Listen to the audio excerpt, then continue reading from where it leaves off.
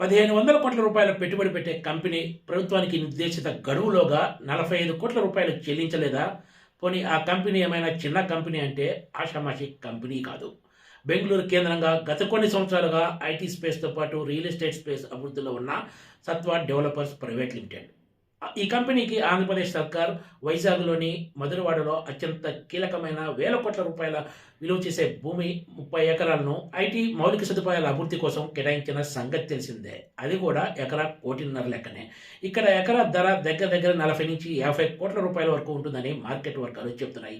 ఇంత ఖరీదైన భూమిని ఒక్క ఎకరా ధరకే మొత్తం 30 ఎకరాలు కేటాయించినా కూడా ఈ భూమికి కట్టాల్సిన డబ్బులు కూడా కట్టకుండా సత్వర డెవలపర్స్ ప్రభుత్వాన్ని 60 రోజుల గడువు కోరటం, అది కూడా ఎలాంటి వడ్డీ పెనాల్టీ లేకుండా కడతామని చెప్పటం, దీనికి ఆంధ్రప్రదేశ్ సర్కార్ ఓకే చెప్పటం ఇప్పుడు చర్చనీయాంశంగా మారిందని చెప్పాలి.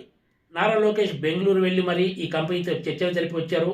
ఆ తర్వాత కంపెనీ ఆంధ్రప్రదేశ్లో 1,500 కోట్ల రూపాయల పెట్టుబడి పెట్టి 25,000 మందికి ఉద్యోగ ఉపాధి అవకాశాలు కల్పిస్తుందని చెప్పుకొచ్చారు.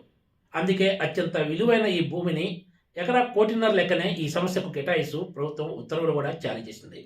దేశవ్యాప్తంగా పలు కీలక నగరాల్లో వ్యాపారాలు చేస్తున్న ఈ కంపెనీ ప్రభుత్వానికి 45 కోట్ల రూపాయలను గడువులోగా చెల్లించలేకపోవడం ఏంటో అర్థం కావడం లేదని అధికార వర్గాలు వ్యాఖ్యానిస్తున్నాయి.